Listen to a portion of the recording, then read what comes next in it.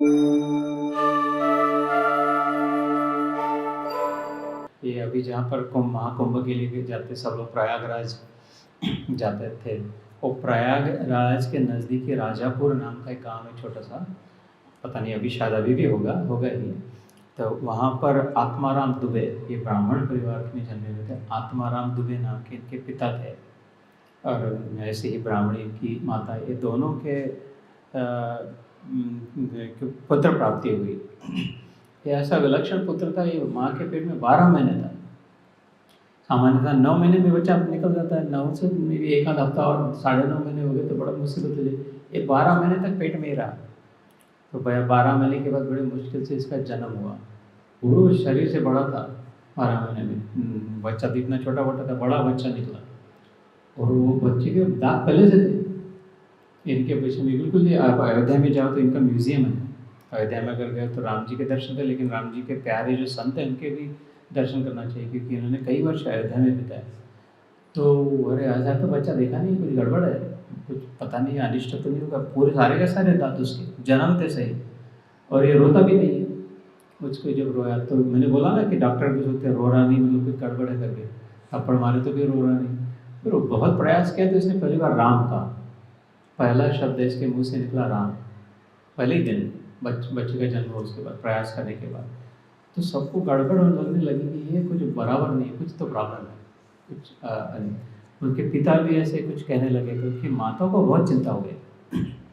हुलसी नाम था उनकी माता का। हुलसी का बेटा तुलसी, इसका नाम तुलसी रख दिया था क्योंकि अनिष्ट न हो करके, क्योंकि माँ का नाम हुलसी दुबे था। तो माँ को बहुत चिंता हो गई कि उसको बहुत तकलीफ भी हुई, 12 महीने भी था।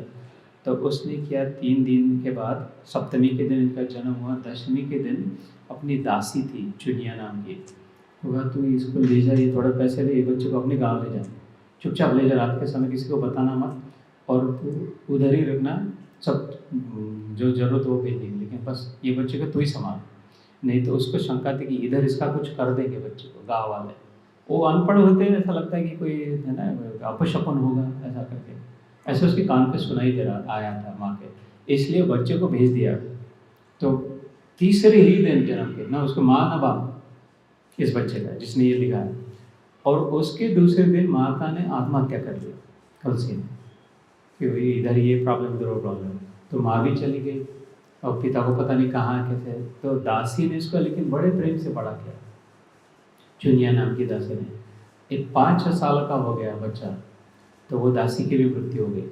तो अब कोई नहीं था, बिल्कुल संपूर्ण था अनाथ। इतने महान संत, महान संतों में जिनका नाम लिया जाता है। इसका तात्पर्य है कि शुरुआत हमारी कैसी होती है इसका महत्व नहीं, हमें क्या प्राप्त है इसका महत्व नहीं है, हमें जो भी प्राप्त है उसका हम क्या कर रहे हैं, है ना। What is available to me is less important, what do I do with what is available to me ना. म्हणजे मराठीत सांगायचं झालं तर मला इतकं थोडंसंच मिळालं, आमचं नशीबच दुर्दैव आहे, थोडक्यात इतकं झालं. किती मिळालं याचं महत्त्व नाही आहे, जेवढं काही मिळालं त्याचं तुम्ही आपण काय करतो याचं महत्त्व आहे. If these videos are helpful, please share them with others. Like and subscribe to help spread the message of Krishna. Jai Shri Krishna.